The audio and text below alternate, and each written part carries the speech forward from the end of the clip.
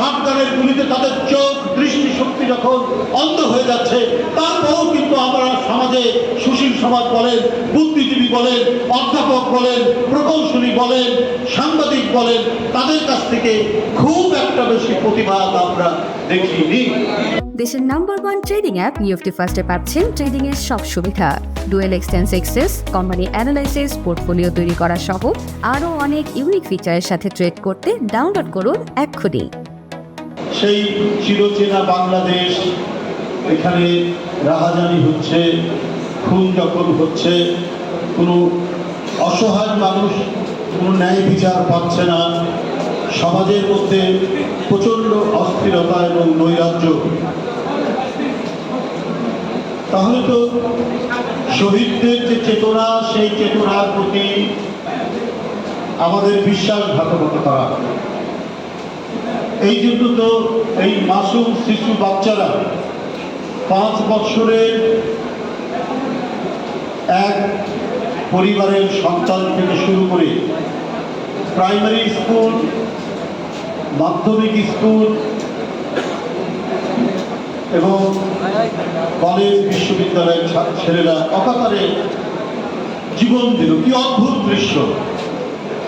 এটা বাংলাদেশেই সম্ভব, কিন্তু বাংলাদেশে রাজনীতি যারা পরিচালিত করে তারা এটা উপলব্ধি করেন কিনা আমরা জানি না, কিন্তু মানুষ এইভাবে ধেয়ে নামতে পারে। 71 তার একটা অন্যতম নিদর্শন, 90 অন্যতম নিদর্শন, এবং জুলাই আগস্টের গণ অভ্যুত্থান আরেকটি নিদর্শন। যাদের পরিবারের বাপ মায়ের কোলের মধ্যে যাদের বেড়ে ওঠার কথা, যারা পরিবারের ছায়ার নিচে স্কুলে যাবে, কলেজে যাবে, তাদের থাকবে হাতে বই আর টিফিনের ব্যাগ, সেটা হাতে নিয়েই তারা রাজপথে নেমেছে। বাপ মায়ের কথা শুনেনি, বাপ মাও তাদের সাথে বেরিয়ে এসে রাস্তায় অবস্থান গ্রহণ করে এক অনন্য দৃষ্টান্ত স্থাপন করেছে। এই দৃষ্টান্ত শুধু বাংলাদেশে ঘটেছে, কিন্তু দুনিয়াতে এই দৃষ্টান্ত আছে বলে আমার জানা নাই।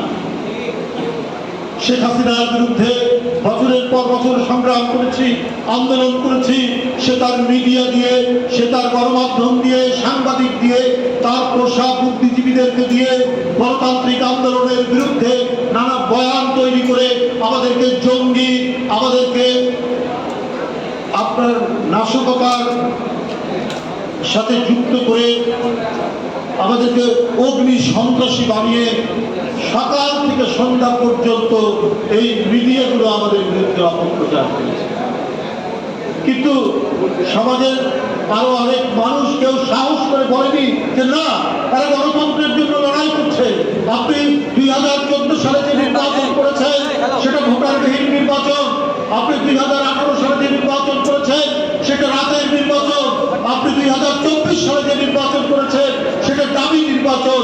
এটা বলার মতো বুদ্ধিজীবী খুব কম ছিল, সুশীল সমাজ অত্যন্ত কম ছিল। আমাদের আন্দোলন সংগ্রামে আমরা যখন জেলে, আমরা যখন কারাগারে, আমাদের ছেলেদের যখন পায়ের নখ তুলে দিচ্ছে, হাতের নখ তুলে দিচ্ছে, পুলিশের সরকারের গুলিতে তাদের চোখ দৃষ্টিশক্তি যখন অন্ধ হয়ে যাচ্ছে, তারপরেও কিন্তু আমরা সমাজে সুশীল সমাজ বলেন, বুদ্ধিজীবী বলেন, অধ্যাপক বলেন, প্রকৌশলী বলেন, সাংবাদিক বলেন, তাদের কাছ থেকে খুব একটা বেশি প্রতিবাদ আমরা দেখিনি।